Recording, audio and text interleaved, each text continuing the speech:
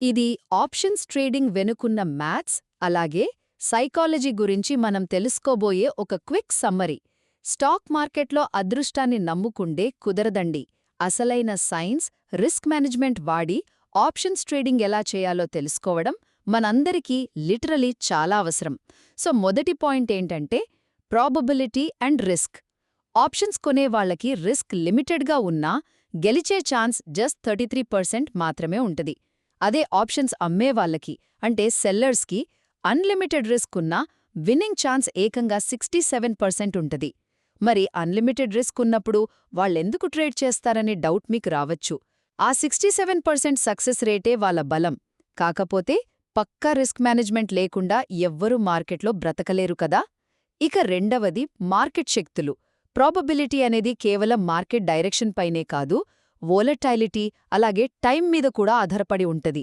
ఈ వోలటాలిటీ పెరిగితే ప్రీమియంలు భయంకరంగా పెరుగుతాయి.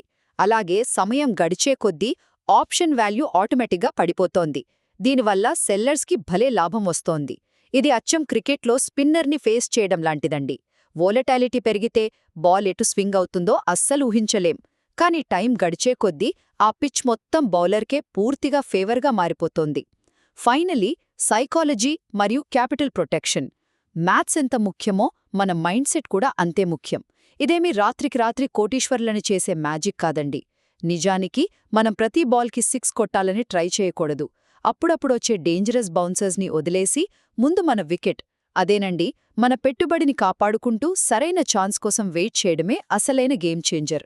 సో ఆప్షన్స్ ట్రేడింగ్ అనేది జస్ట్ లక్ మీద ఆడే గ్యాంబ్లింగ్ కాదు. కరెక్ట్ మ్యాథ్స్, స్ట్రాంగ్ సైకాలజీతో చేసే ఒక పక్కా బిజినెస్.